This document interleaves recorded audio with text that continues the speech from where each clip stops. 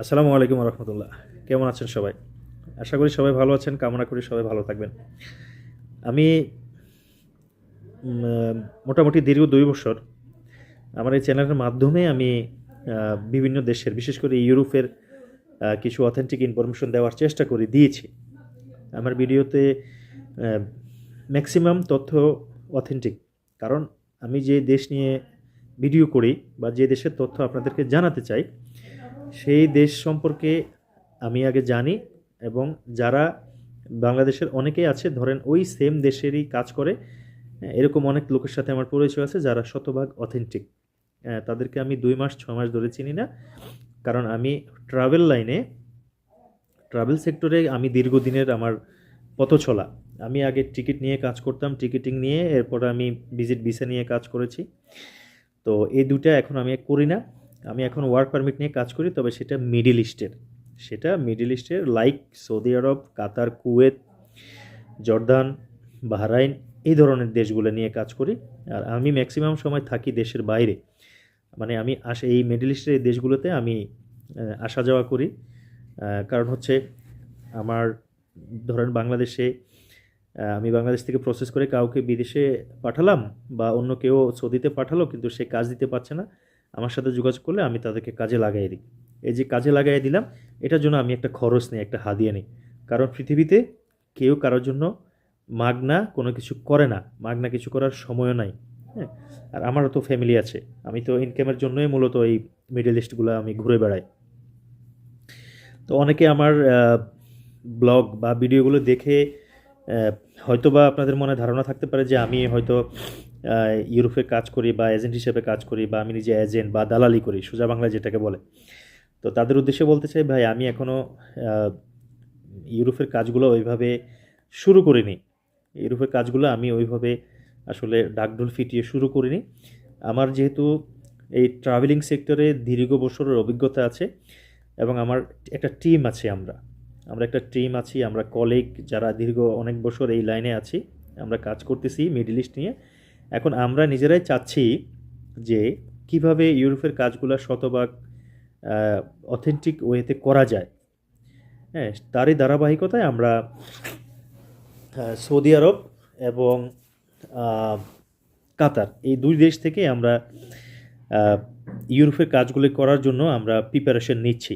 অবশ্যই আমি আমার চ্যানেলের মাধ্যমে এটা আপনাদেরকে নিশ্চয়ই আমি অবগত করব ইনশাল্লাহ। গত ২ বছর যারা আমার চ্যানেলে ভিডিও দেখেছেন, আপনারা আমার ভিডিও দেখেছেন বিদায়ে ভিডিওগুলো ভিউ হচ্ছে। তো যাদের পক্ষে আমার কথাগুলি গেছে অবশ্যই তাদের কাছে আমি ভালো, যাদের বিপক্ষে গেছে তাদের কাছে আমি খারাপ। ভালো মন্দ মিলায়ে এই দুনিয়ার নিয়ম। সবার কাছে আমি ভালো হতে পারবো না, সবাইও আমার কাছে ভালো হতে পারবে না।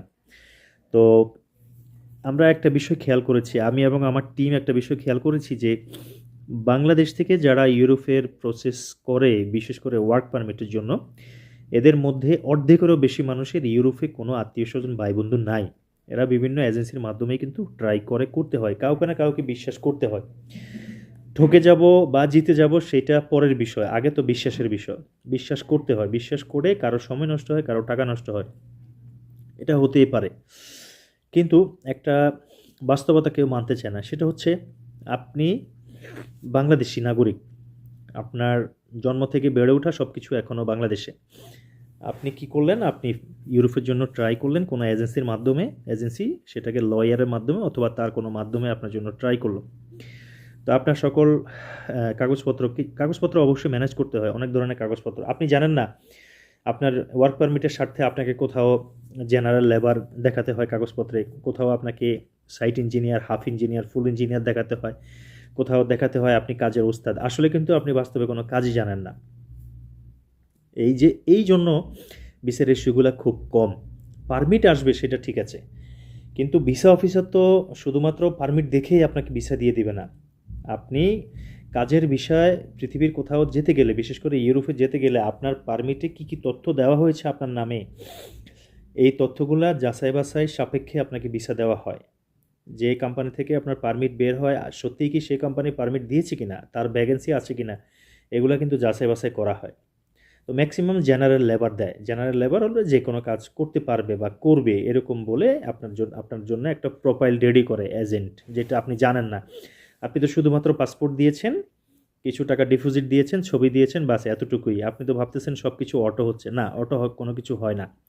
সব কিছুর একটা প্রক্রিয়া আছে। ওই এজেন্সিও চেষ্টা করে আপনাকে কোনো না কোনো একটা কাজের মিস্ত্রি বা হেল্পার সাজিয়ে আপনার পারমিটটাকে আনার জন্য, আপনার ভিসাটাকে সে করে দেওয়ার জন্য। তাহলে তার রেপুটেশন থাকবে এবং সে কিছু টাকা পাবে।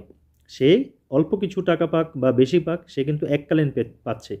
আর আপনি যদি যেতে পারেন তাহলে আপনার লাইফের প্রশ্ন, আপনি কিন্তু সারা লাইফ, পুরো জীবনটাই আপনি পাবেন যদি আপনি ইনকাম করেন। তো আমরা এই বিষয়বস্তুগুলো নিয়ে আমরা অ্যানালাইসিস করছি।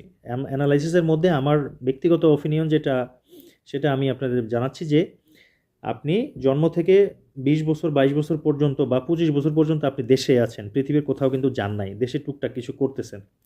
আপনার জন্য একটা প্রোফাইল রেডি করা হয়। এই প্রোফাইল সাবমিট করে হয়তো লয়ারের মাধ্যমে আপনার পারমিট বের হয়, কিন্তু আপনি ভিসা পাচ্ছেন না।